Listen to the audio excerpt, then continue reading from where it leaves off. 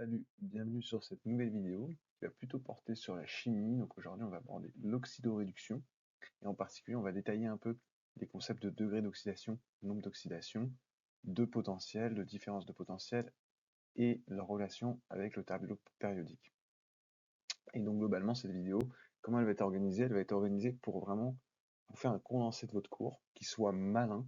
Donc vraiment, je ne prétends pas être un prof de physique théorique qui va vous faire vraiment un cours de 2 heures. Le but, non, vraiment, c'est de condenser l'information de façon malin pour bien répondre aux questions et comprendre vraiment l'essentiel de votre cours. Aussi, en passant, si tu prépares ta première année de santé médecine, je t'encourage à activer la cloche sur mes vidéos pour avoir accès à l'ensemble des vidéos. Je t'invite aussi à t'abonner, à aimer et à laisser des commentaires. D'ailleurs, sur cette vidéo, si tu as des commentaires, par exemple par rapport à des sujets qui sont abordés dans ton cours, mais que tu ne vois pas forcément dans le contenu, je t'invite à les mettre en avant et je te répondrai. De même, si tu as certaines corrections, remarques, n'hésite pas à les commenter. Aussi sur ce cours, donc je disais que c'est de la chimie, et globalement c'est la chimie physique qui est parfois inclus dans le programme de biophysique des facultés de médecine. Donc, globalement, déjà, ce qu'il faut comprendre par rapport à l'oxydoréduction, c'est qu'on va avoir un différentiel d'énergie entre deux atomes qui sont liés. Donc c'est à la base des réactions d'oxydoréduction. Donc là, ici, on a à gauche le niveau énergétique, donc qui représente un potentiel, et là, on a une liaison covalente à gauche, donc avec deux atomes qui ont vraiment la même polarité, donc ça pourrait être deux carbones, hein. Euh, donc là, on n'a pas de différence d'énergie, donc c'est une liaison qui est peu réactive. Si on va sur une liaison covalente, donc qui est polaire, là, on va avoir une différence d'énergie entre les deux atomes. Par exemple, ça pourrait être le cas du carbone avec un oxygène. Et puis ensuite, quand on a une liaison ionique, là, on a un différentiel très important. Et sous certaines conditions, on va pouvoir générer donc, un courant électrique en éliminant cette différence d'énergie. Donc maintenant, on va définir ce que c'est l'oxydation, la réduction. Ce sont des définitions que vous avez déjà vues au lycée, sauf que là, dans le contexte de la première année d'université et de médecine, on va plutôt parler de degré d'oxydation. Donc globalement, qu'est-ce que c'est une oxydation? C'est une augmentation du nombre d'oxydations. Donc très simple. Nombre d'oxydation, degré d'oxydation, ce sont des synonymes. Il faut aussi retenir les anciennes définitions que vous avez vues au lycée. Donc c'est une augmentation du nombre d'oxydation, mais une perte d'électrons. Et la réduction, c'est l'inverse, donc c'est une diminution du nombre d'oxydation, et c'est un gain d'électrons. Et moi, ce que je retiens toujours, pour facilement retenir le tout, c'est que quand je passe de Fe3+, à Fe2+, je retiens que c'est une réduction.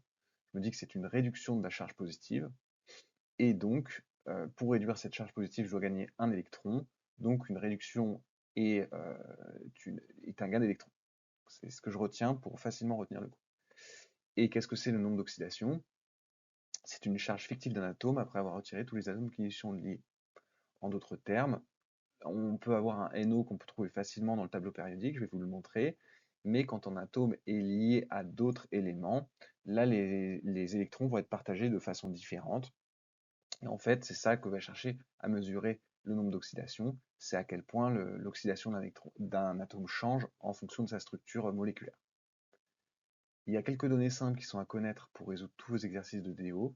C'est que le degré d'oxydation d'oxygène est égal à -2, celui de l'hydrogène est égal à +1, c'est basé sur leur position dans le tableau périodique, et celui pour l'hydroxy, donc OH, est égal à -1, puisque c'est un partage entre les deux. Et enfin, il faut respecter la charge de l'ensemble moléculaire. Donc là, maintenant, on va faire une application des degrés d'oxydation aux composés oxygénés. Donc on peut voir déjà visuellement qu'en passant de l'alcool à l'aldéhyde, à l'acide carboxylique, même au dioxyde de carbone, on va de plus en plus oxyder. Et donc tout ça, on peut le montrer par des calculs donc de degrés d'oxydation. Et globalement, ici, toutes nos molécules sont neutres, hein. Il n'y a pas de charge sur ces molécules. Et donc globalement, on peut écrire que la somme des degrés d'oxydation est égale à 0. Et donc là, comme je le disais tout à l'heure, on retient que les degrés d'oxydation DH sont égales à 1. Le degré d'oxydation de l'hydroxy est égal à -1, donc la somme est égale à 0, ce qui veut dire que le degré d'oxydation du carbone, quand on isole, est égal à -1. Ensuite, quand on arrive à l'aldéhyde, on fait de même, avec le degré d'oxydation de l'H et de l'oxygène seul, donc ça fait +1, -2, On le passe de l'autre côté, ça nous donne un degré d'oxydation de 1. L'acide carboxylique, là, dans ce cas-là, on va avoir un hydroxy et un oxygène. Ça nous donne un DO de 3. Et finalement, le dioxyde de carbone, là, à ce moment-là, on aura un DO de 4. Je vous laisse faire le calcul vous-même. Donc là, ce qui est très important à comprendre pour la première année de supérieure, donc sur les oxydations ou réductions, c'est surtout les relations avec le tableau périodique. Et en particulier que les éléments vont chercher à atteindre la colonne de stabilité. Hein. Et donc, ce qui veut dire que pour atteindre cette colonne de stabilité, donc des gaz rares, par exemple, si je prends un halogéné, qui est dans l'avant-dernière colonne, cet halogéné va vouloir gagner un électron. Donc, s'il veut gagner un électron, ça va être un oxydant. Et donc, un oxydant très fort. C'est le plus fort du tableau périodique. Et inversement, si je prends la première colonne avec les alcalins, leur objectif va être de perdre un électron pour atteindre le plus proche gaz rare. Donc à ce moment-là, si je perds un électron, ça veut dire que je vais avoir un réducteur qui sera fort. Vous pouvez aussi extrapoler avec vos connaissances de l'affinité électronique. Hein. Plus je vais vers le fluor, plus j'ai de l'affinité électronique. Et à l'inverse, plus je vais vers la gauche, plus je peux ioniser. Donc ça peut vous permettre aussi de comprendre facilement les réducteurs, les oxydants, sans trop apprendre par cœur. Et donc justement, hein, avec un tableau théorique, hein, ce tableau est théorique, mais par contre, au niveau pratique, on va pouvoir mesurer empiriquement le potentiel de réduction, oxydation, et ça répond exactement à ce que je vous disais. Le fluor va être le plus oxydant, donc avec le plus grand potentiel standard, et à l'inverse, le lithium va avoir le plus grand potentiel standard, le plus faible potentiel standard, donc va avoir le plus fort potentiel réducteur. Et au milieu, on aura l'hydrogène qui est à 0, puisque c'est la référence, on utilise l'électrode à l'hydrogène pour mesurer cette valeur. Bon, je vous fais rapidement un schéma d'une pile, c'est quelque chose à comprendre, c'est important. Typiquement, si vous le voyez en cours, ça va tomber à l'examen, c'est certain. Je vais surtout vous sensibiliser sur quelques pièges. Il ne faut pas oublier que le sens du courant est dans le sens opposé des électrons. Donc le sens du courant, c'est le sens commun. C'est quand on met une pile du côté plus, on pense que le courant va du côté plus vers le côté moins. Sauf que dans la vraie vie, les électrons, ils vont du côté moins vers le plus. Ça, c'est lié un peu à l'historique. Les découvertes, à l'époque, on ne connaissait pas le déplacement des électrons. Et ce qu'il faut savoir aussi, c'est que vu que l'oxydation va entraîner une perte d'électrons, entre guillemets, donc une génération d'électrons, l'oxydation sera à l'anode. A l'inverse, la réduction va entraîner donc un gain d'électrons. Donc là, à ce moment-là, on sera à la cathode, là où il y aura réception. Important aussi de noter qu'il y a un pont salin au milieu donc, de cette pile, pont salin sans lequel il n'y aurait pas d'échange d'ions et sans lequel on ne pourrait pas, la pile ne fonctionnerait pas.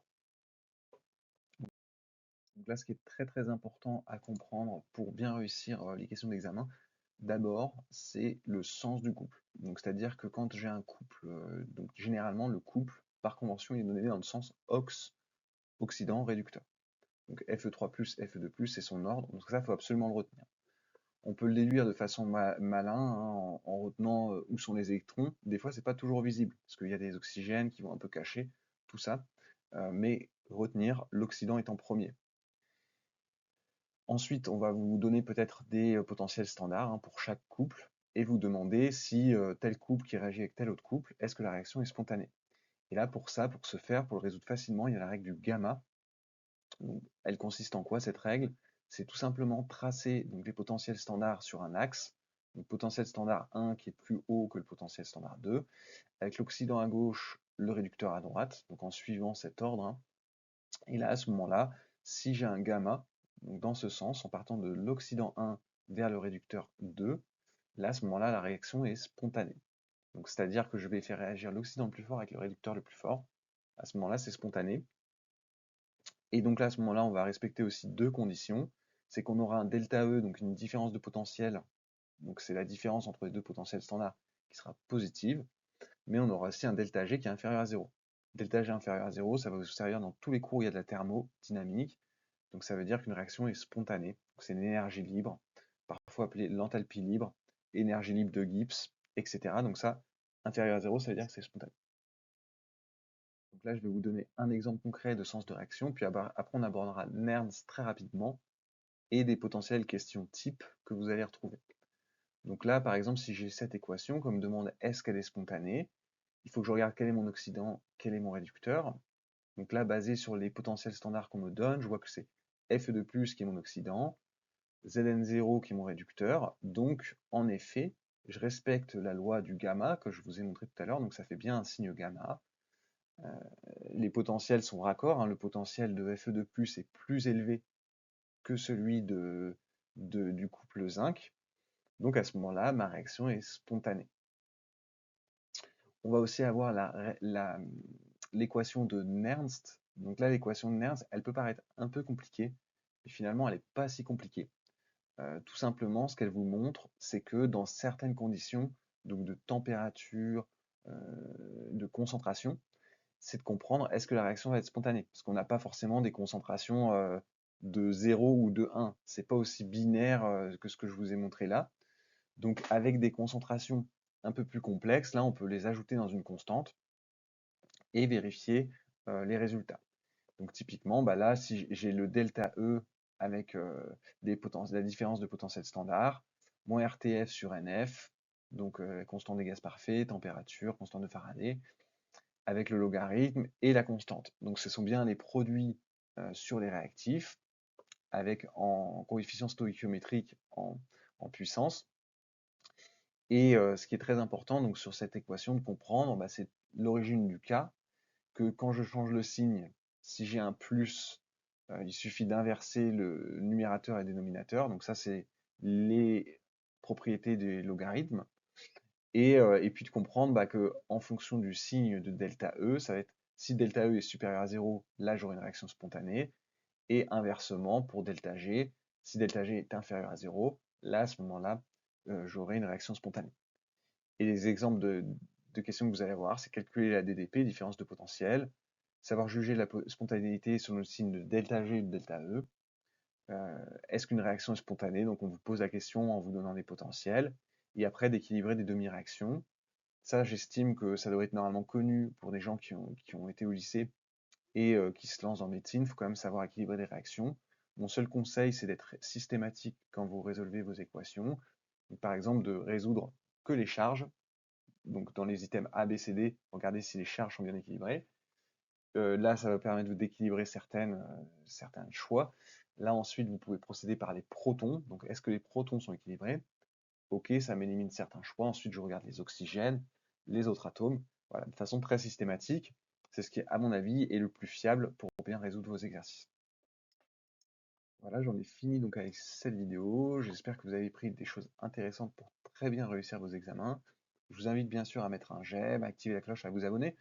Et surtout aussi, si vous avez des remarques, des commentaires sur des choses que je n'ai pas abordées, où j'ai été trop rapide, ou peut-être même s'il y a des matières que vous préférez dans celles que je présente, donc entre la chimie, la biochimie, la biologie cellulaire, pour l'instant, n'hésitez pas à le mentionner en commentaire. Par exemple, vous trouvez que je fais des super vidéos en chimie, bah, n'hésitez pas, ça me fera plaisir de faire plus de vidéos en chimie, si ça peut vous aider à réussir votre année.